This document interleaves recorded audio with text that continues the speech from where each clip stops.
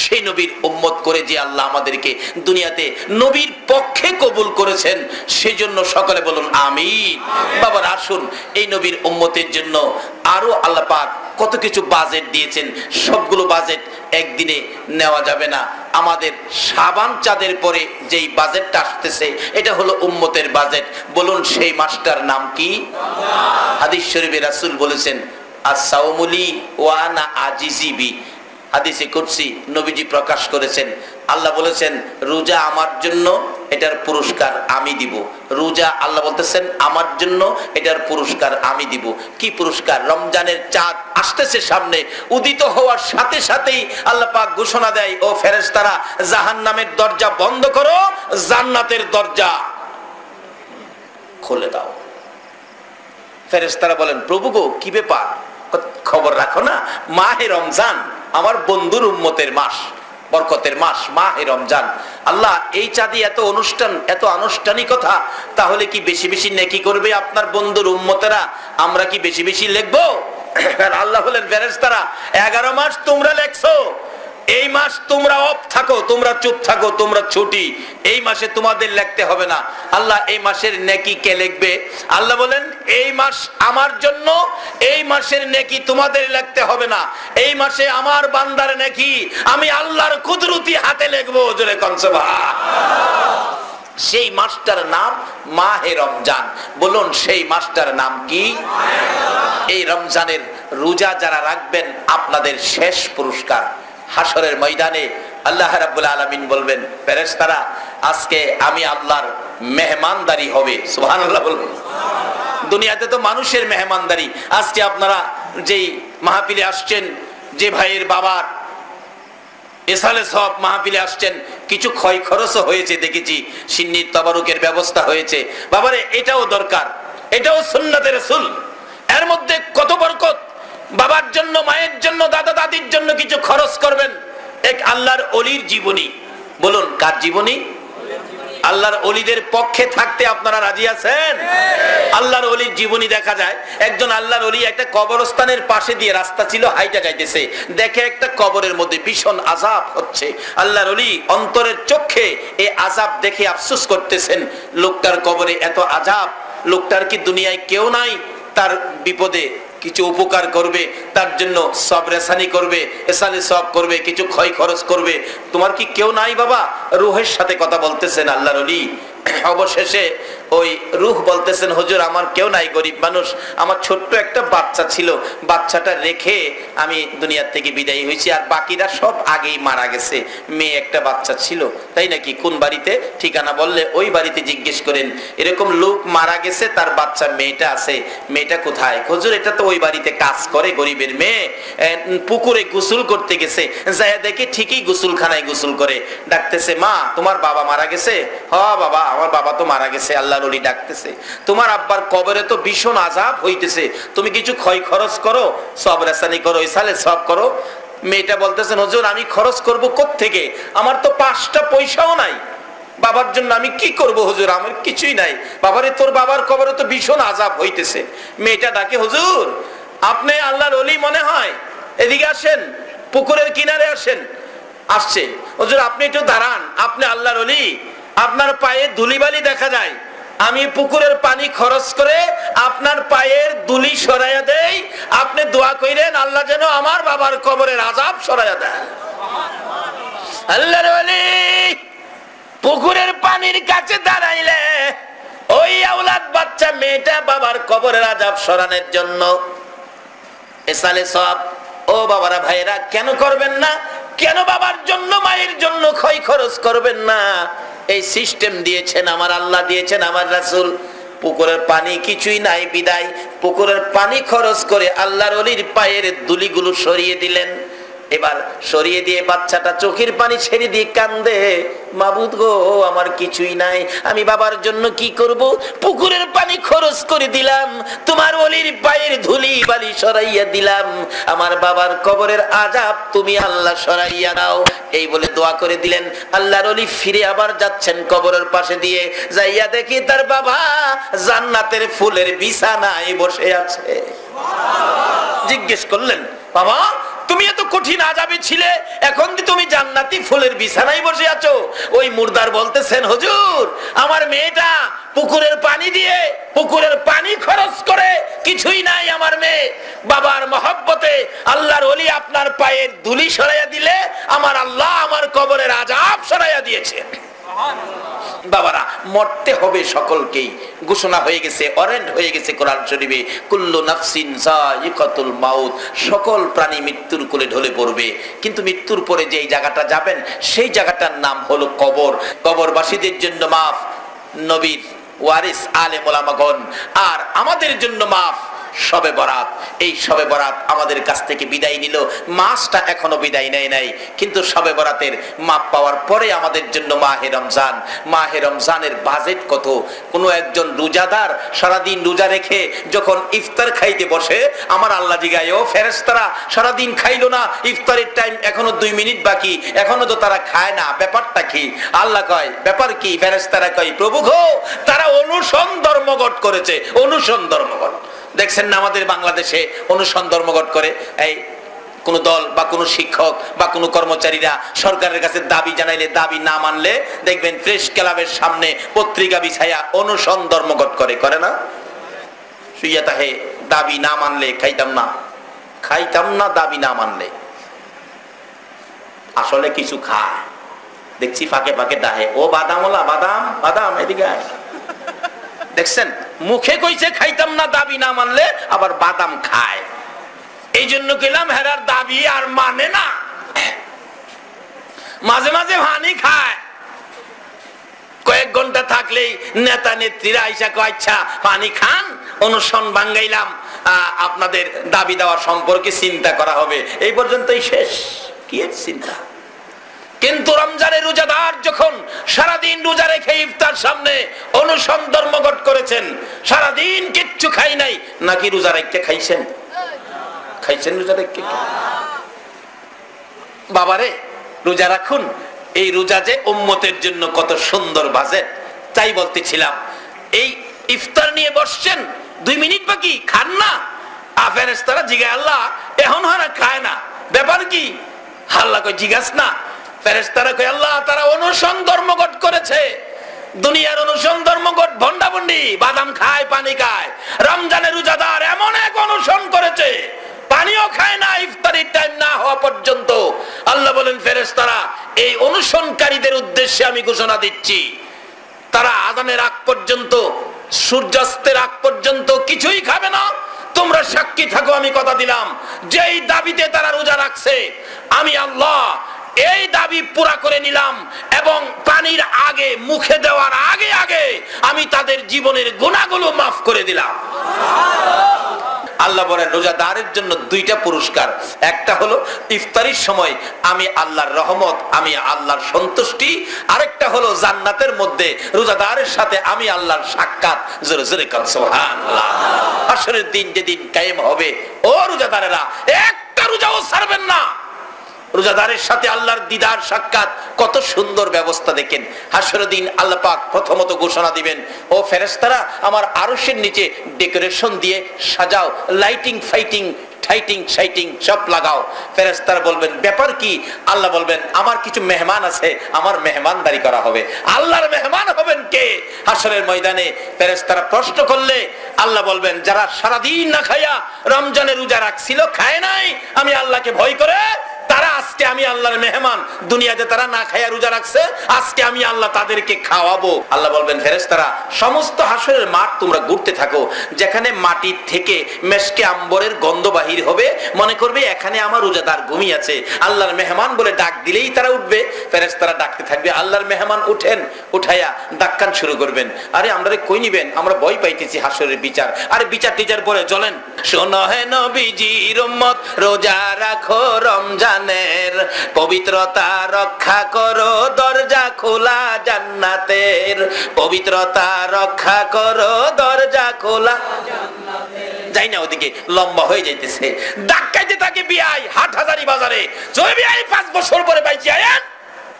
মানুষে কই খিয়েছে খিয়েছে, কোনা কিচ্ছু হয়েছে না, আমার বিআই ধাক্কায় নিয়ে 4 দোকানে ডুয়াইছে। বাজার করবেন পরে, আগে চা খান। হাশরের ময়দানে ফেরেশতারা রোজাদারকে ধরে টাইনা টাইনা নিবে। আপনারা বলবেন ব্যাপার কি? কোনো ব্যাপার নাই, আল্লাহর বালাখানায় খাওনের ব্যবস্থা, বসে যান টেবিলে, ডেকোরেশন সাজানো হয়েছে, যা বইব। ব্যাপারটা কি? ফেরেশতারা বলবেন ব্যাপার স্যাপার না, দুনিয়াতে খান নাই, অন খাইবেন।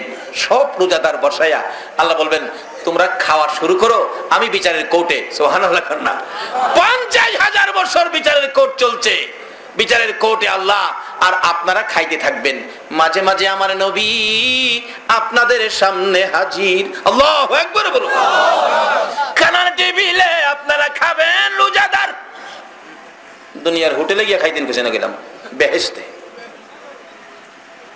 রোজাদার খানার টেবিলে খাবেন, আর একটু পরে পরে বলবেন নবী গো, বিচার জানি আমাদের কি হয়।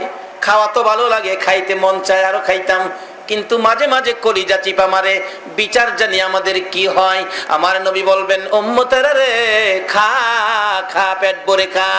আমি নবী কথা দিলাম রে, আমি নবী হাসরের ময়দানে থাকতে আমার একটা উম্মত জাহান্নামে নিতে দিব না। এই দরুদি নবীর পক্ষে থাকতে আপনারা রাজি আছেন কিনা?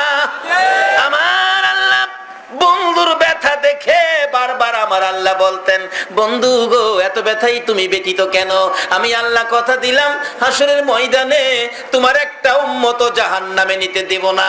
যতক্ষণ পর্যন্ত তুমি নবী খুশি না হইবা, ততক্ষণ পর্যন্ত আমি আল্লাহ জান্নাতের দরজা বন্ধ করব না। আমার নবী তখন চোখের পানিগুলো জর্জর করে ছেড়ে দিলেন, প্রভু গো, আমাকে খুশি করার জন্য জান্নাতের দরজা খুলে রাখবেন। হ্যাঁ বন্ধু, কথা দিলাম, আমাকে যদি খুশি করার জন্য এত কিছু করতে পারেন, আমি একটা দাবি করি, এই দাবিটা আপনি পুরা করেন। কি দাবি বন্ধু? প্রভু, হাসরের ময়দানে আমার উম্মতের গুনার খাতাগুলো আমি নবীর হাতে দিলে আমি খুশি হইব। আমার আল্লাহ বলেন বন্ধু, তোমার হাতে কেন দেওয়ার জন্য বলছো? প্রভু গো, আমার উম্মতের গুনার খবর যদি অন্য নবী রাসূল এবং তাদের উম্মতেরা জানে, তাহলে তারা বলবে শ্রেষ্ঠ নবীর উম্মতেরাও গুনাহ করেছে, আখিরি নবীর উম্মতেরাও গুনাহগার হয়েছে, তাহলে আমি নবী লজ্জা পাবো। আমি আল্লাহ কথা দিলাম, তোমার উম্মতের খবর অন্য নবী রাসূল জানবে দূরের কথা, তোমারেও জানতে দিব না। আমি আল্লাহ গোপনে গোপনে মাফ করে দিব। আমার আল্লাহ এত মায়া, এত দয়া যেই নবীর উম্মতের করে, এই নবীর কথাগুলো মানা আমাদের দরকার আছে কিনা?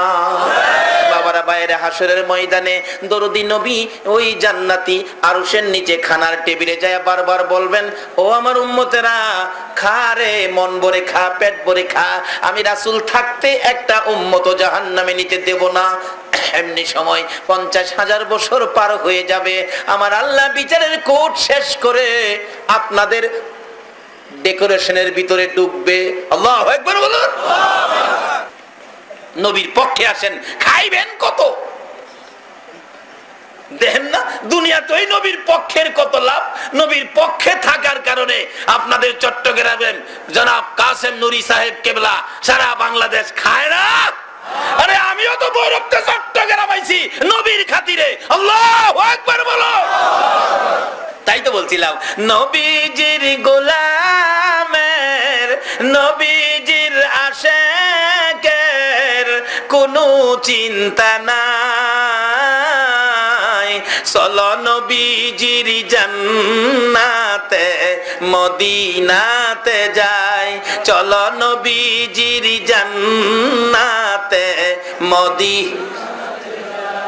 কোরআন শরীফে আল্লাহ নিজে কইছে বাল আহইয়াউন ইনদা রাব্বিহিম ইরযাকুন। এই নবীর পক্ষে যারা আল্লাহকে পাওয়ার জন্য জীবন দিছে, তাদের কবরে আল্লাহ পাক খাওয়ানোর ব্যবস্থা করছে।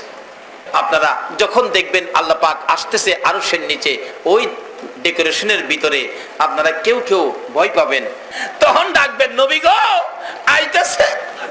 সুবহানাল্লাহ। আইতাছে। আহান নবী বলবেন ভয় পাইস না, খা, মন ভরে খা, আমি নবী থাকতে একটারেও জাহান্নামে নিতে দিব না। খা। রোজা রাখলে কইব না, না রাখলে নবীরে ভালোবাসবেন কি রোজা রাখিয়া না রাখিয়া? আল্লাহ কবুল করো, সকলে বলুন আমিন। আমার নবী ডেকে ডেকে বলবেন, উম্মতের রে ভয় পাইস না, প্রভুর সাথে যা কথা বলতে হয় আমি রাসূল বলবো, তোদের বলতে হবে না। প্রভু খাইছে আপনার মেহমান, তারা ভয় পাইতেছে বিচারের জন্য, বিচার জানি তাদের কি হয়। আমার আল্লাহ বলবেন এখন বিচার শুরু হবে। আমার নবী দুইটা চোখের পানি গাল বেয়ে বেয়ে ছেড়ে দিবে। মউত লক্ষ লক্ষ বছর নুরানি রুহানি জগতে উম্মতের ব্যথায় কাঁদছি, 63 বছর জিন্দেগি দুনিয়ার জমিনে উম্মতি উম্মতি বলে কাঁদছি, মদিনার রওজায় শুয়ে হাজার হাজার বছর উম্মতি উম্মতি বলে কাঁদছি, হাসরের ময়দানে তোমার আরশের নিচে সিজদায় পড়ে উম্মতি উম্মতি বলে কাঁদছি। প্রভু গো, এত কান্দা যে উম্মতের জন্য কাঁদলাম, এমন বিচার করো না যেই বিচারে আমি নবী আবার কাঁদতে হবে। আমার আল্লাহ বলেন, বন্ধু বিচারের কাজ শেষ করে দিলাম। তোমার উম্মতে দুনিয়ায় না খাইয়া রোজা রাখছিল, আজকে আমার খানার টেবিলে বরকতের টেবিলে 50,000 বছর যারা খাইছে, এই খাওয়ার ভিতরে তোমার উম্মতের বিচার আমি আল্লাহ শেষ করে দিলাম।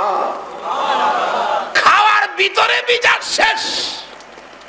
আল্লাহর এত দয়া, আল্লাহ কেন পারবে না? দেখুন না, বাচ্চারা খাইতেছে, মা কইতাছে দেখো যা কইবার আমারে কহে রে, কেউ না সারাদিন খাইছে না। বাপ দেখেন ডাক ডাক কয়, আজকে আর কিছু করলাম না, খালি খাওয়ার মধ্যে দেখিয়া, খাওয়াত না হইলে বুঝাইতাম। দুনিয়ার বাপ যদি খাওয়ার থাকলে সব বিচার শেষ করে দেয়, আল্লাহ হাসরের ময়দানে আরশের নিচে রোজাদারের খানার টেবিলে ফেলায়া সমস্ত বিচারের কাজ শেষ করে দিবেন। জোরে বলুন সুবহানাল্লাহ। যেই নবীর উম্মতের সাথে এই ব্যবহার হাসরে করবেন, দুনিয়াতে করেন, কবরে করবেন। খবরে গাউসে পাক আব্দুল কাদের জিলানী রাহমাতুল্লাহ আলাইহির খবরের অবস্থা কি হয়েছিল।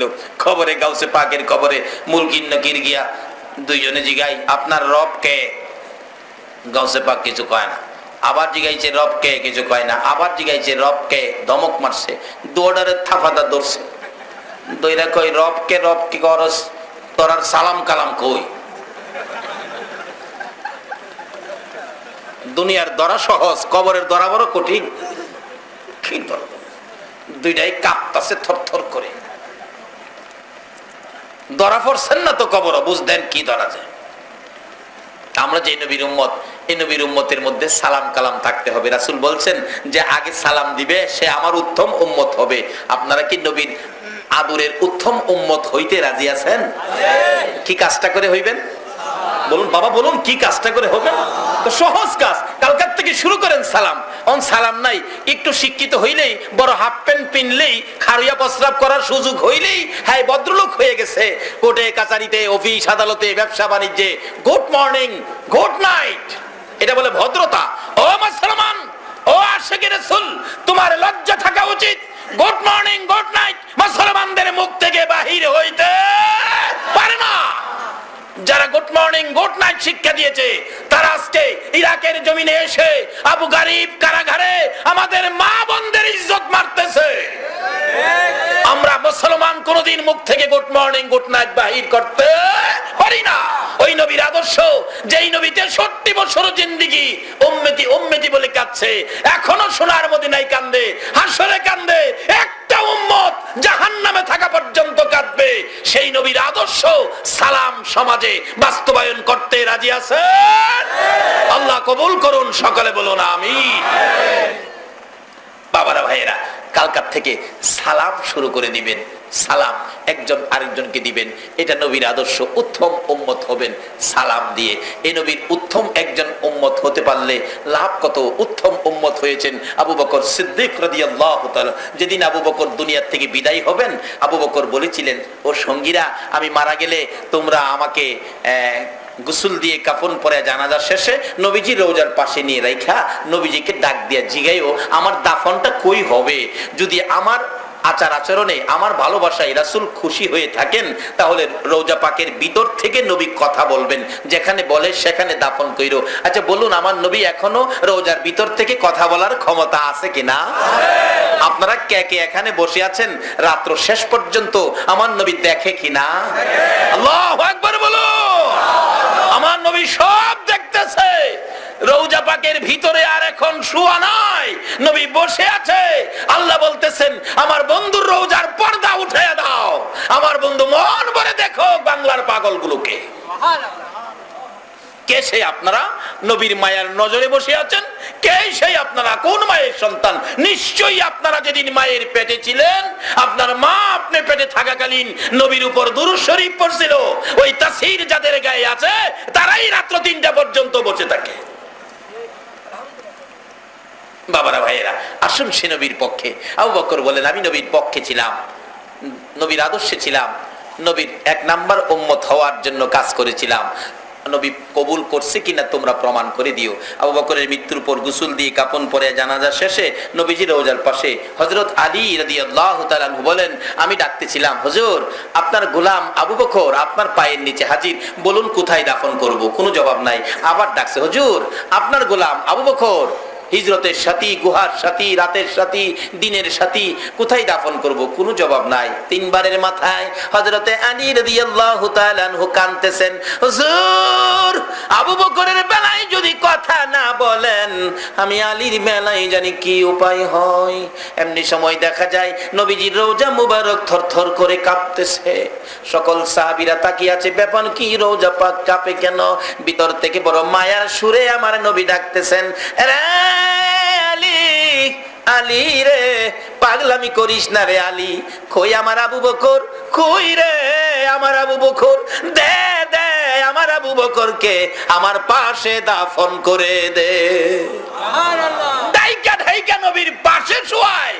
যদি নবীর 1 নাম্বার উম্মতের খাতায় নাম লাগাইতে পারেন, বলে হুজুর এখনো কি দাইকা নবীর পাশে নিবে? যদি নবীর পাশে নবী নাও হন নাই, আপনি যদি বাংলায় শোন, আমার নবী রওজা ছেড়ে বাংলার জমিনে এসে আপনার পাশে হাজির হয়ে যাবে।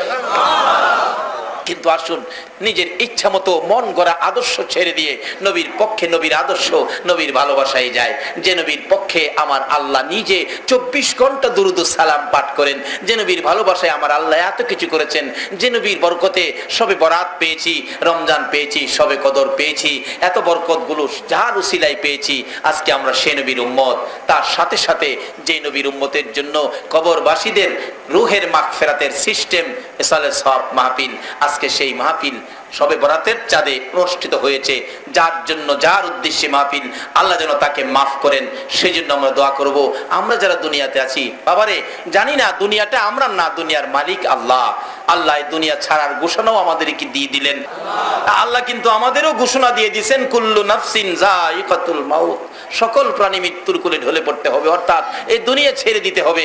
আমাদেরও ওয়ারেন্ট হয়ে গেছে, ঘোষণা হয়ে গেছে দুনিয়া ছেড়ে দিতে হবে। তার আগে নবীর পক্ষটা ধরুন, নবীর আদর্শের মধ্যে ঢুকুন, নবীর পছন্দের জিনিসগুলি আমলে নেন। আল্লাহ আমাদেরকে সেই বুঝ, সেই শক্তি, সেই তৌফিক দান করুক। সকলে বলুন আমিন। আসুন বাবারা, রাত্র শেষের দিকে দোয়া হবে। তার আগে যে নবীর উপর আমার আল্লাহ নিজে দুরূদ সালাম প্রেরণ করেন, করতেছেন, 24 ঘন্টা করেন ফেরেশতারা করে, ইমানদারদেরকে ডেকে বলেন, ইয়া আইয়ুহাল্লাযীনা আমানু সাল্লু আলাইহি ওয়া সাল্লিমু তাসলিমা। ও ইমানদাররা, তোমরাও এই কাজে শরীক হও।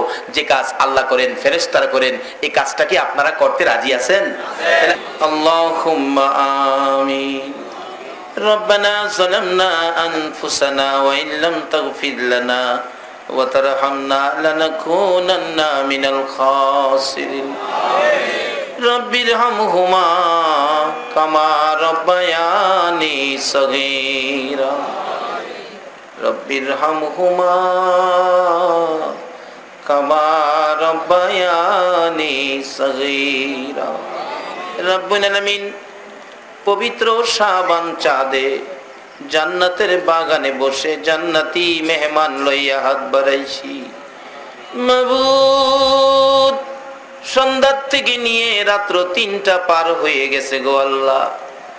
এত রাত পর্যন্ত তোমার আদুরের বান্দারা, তোমার নবীর আশেক পাগলেরা কষ্ট করেছে। 2টো হাত তোমার দরবারে বাড়াইছে, একবারে খালি হাত বাড়াই নাই। তুমি যেই নবীর উপর 24 ঘন্টা দুরূদ ও সালাম পাঠ করো, আমরা ওই নবীর উপর দুরূদ ও সালাম মদিনা পাঠাইছি গো আল্লাহ। আমাদের দুরূদ ও সালাম গুলো পাখির মতো উড়াইয়া উড়াইয়া দয়ার নবী মায়ার নবীর কদম মুবারকে পৌঁছাইয়া দাও মাবুদ। বাংলার জমিন থেকে দুরূদ পড়লে এত ভালো লাগে গো, মদিনায় যাইয়া যদি এ আশেকের দলেরা দুরূদ ও সালাম নবীরে শুনাইতো, না জানি কলিজায় কত শান্তি লাগতো। ইয়া আল্লাহ, আমাদের দুরূদ ও সালাম গুলো দয়ার নবী মায়ার নবীর কদম মুবারকে পৌঁছাইয়া দাও। ইয়া আল্লাহ, দুরূদ ও সালাম উসিলা করে, শাবান চাঁদ উসিলা করে, আজকে রাত্র 3টা পার হয়ে গেছে, আমরা যারা হাত বাড়াইছি গো আল্লাহ মাবুদ, জানি দুনিয়ায় থাকবো না, তারপরেও শয়তানের দুকাই পড়ে, দুনিয়ার মায়ায় পড়ে কত গুনাহ করে ফেলেছি গো আল্লাহ। সকল গুনাহগুলো লইয়া গভীর রাত্রে দুটো করে হাত বাড়াইছি মাউত। সারা পৃথিবীর মানুষগুলো দরজা বন্ধ করে ঘুমিয়ে গেছে, কোর্ট কাছারি বন্ধ হয়ে গেছে, দোকানপাট মার্কেট গুলো বন্ধ হয়ে গেছে, তুমি আল্লাহর রহমতের দুয়ার তো বন্ধ করো নাই গো আল্লাহ। আমরা যারা হাত বাড়াইছি কার জীবনে কত গুনাহ হিসাব জিগাইও না। আজকের জন্য কে নামাজি কে বেনামাজি, কে মেয়ে কে পুরুষ, কাউরে কিছু কইও না। মাহফিলের উসিলাই পবিত্র চাঁদে দুরূদ ও সালামের খাতিরে আমাদের তামাম জিন্দেগীর গুনাহগুলো মাফ করে দাও মাবুদ। আমরা গুনাহ করতে জানি আর তুমি মাফ করতে জানো। আমরা যে মাফের আশায় হাত বাড়াইলাম, তুমি মাফ করছো নি গো আল্লাহ। একটা ডাক দেন, আল্লাহ ইয়া আল্লাহ ইয়া আল্লাহ। মাবুদ, তোমার বান্দারা গুনাহ মাফের জন্য তোমারে আল্লাহ আল্লাহ কইয়া ডাকছে রে। দুনিয়ায় দেখি সন্তানেরা অপরাধ করলে মা বাবা ধমক দেয়, বাড়িতে জায়গা দিবি না। মা বাবার বয়স সারাদিন বাড়িতে আসে না, রাত্র যখন হয়ে যায় বাবা নিজে হারিকেন ধরাইয়া রাস্তায় রাস্তায় ঘুরে আর সন্তানের তালাশ করে। মা দরদি রাত্র 12টা বাজলেও অপরাধী সন্তানের জন্য দরজাটা খুইলা বিনাইয়া বিনাইয়া কান্দে। মায়ের মতো দরদি, বাবার মতো দরদি যদি অপরাধী সন্তানের জন্য এত পাগল হইতে পারে গো, তুমি আল্লাহর 99 ভাগ মায়া কই রাখছো গো আল্লাহ। গুনাহগার বান্দারা তোমাকে আল্লাহ আল্লাহ কইয়া ডাক মারলো, তোমার কি মায়া লাগে না? তোমার কি দয়া লাগে না? মার কাছে অপরাধ করে মা মা ডাকলে মা সন্তানের মাফ করে দেয়, বাবার কাছে অপরাধ করে বাবা বাবা কইয়া ডাকলে বাবা মাফ করে দেয়। তোমার অপরাধী বান্দা তোমারে আল্লাহ আল্লাহ কইয়া ডাকলো, তোমার কি মায়া হলো না? তোমার কি দয়া হলো না? এই মুহূর্তে আমাদের সকলের জীবনের গুনাহগুলো ক্ষমা করে দাও আল্লাহ। জীবনের গুনাহ ক্ষমার আসার দরখাস্তের পর আর একটা দরখাস্ত করি, তুমি কিন্তু রাগ হইও না। আমি জানি না হাজার হাজার মানুষের মধ্যে কার জানি মা নাই। মা রে মা, মা হারা ব্যথা লইয়া কে জানি 2টা হাত বাড়াইছে গো আল্লাহ। কার জানি বাবা নাই রে, বাবা হারা ব্যথা লইয়া কে জানি হাত বাড়াইছে। যেই বাবা মাথার গাম পাতাই পড়তো, রাত্রের দিন বানাইয়া পরিশ্রম করে সন্তানের লালন পালন করেছে, এ বাবা কার জানি কবরে গো আল্লাহ। শত পরিশ্রম করেও বাবা যখন বাড়িতে যাইতো, যাইয়া যখন দেখে বাচ্চা কান্দে, বাবা সকল পরিশ্রমের কথা ভুলে গিয়ে সন্তানের টাইনা টাইনা কোলে উঠাইয়া 2 গালে চুমাইতো। জীবনে বাবার কোলে কত পসরা পায়খানাও করছি গো আল্লাহ। বাবা কার জানি দুনিয়ায় নাই। ওই দরদি মা জানি কার কবরে, যে মা শীতের রাত্রে সন্তান যদি ডান দিকে প্রস্রাব করে দিত, মা টাইনা টাইনা বাম দিকে নিত, বাম দিকে প্রস্রাব করে দিলে মা প্রস্রাবের ভিজা জায়গায় শুইয়া সন্তানের শুকনা জায়গায় রাখতো। এই দরদি মা বাবা যার কবরে, প্রভু গো ছোট সময় দেখেছি সন্তান অসুস্থ হলে মা তোমার কাছে জীবন ভিক্ষা চাইতো গো আল্লাহ। ওই মা বাবা যার কবরে আমরা তোমার জান্নাত ভিক্ষা চাই গো আল্লাহ, তোমার জান্নাত ভিক্ষা চাই গো আল্লাহ। ওই সকল মা বাবার কবর গুলো জান্নাতের বাগান বানাইয়া দাও। যাদের মা নাই রে তার জানি কেমন লাগতেছে রে আল্লাহ। মায়ের অভাবীরা কি করে নিজে দেখেছি। একটা মায়ের পাগল ছেলে 4 বছর বয়স, আর একটা মেয়ে 6 বছর বয়স। হঠাৎ করে মা স্ট্রোক করে মারা গেছে। বাচ্চাগুলো মায়ের লাশের উপর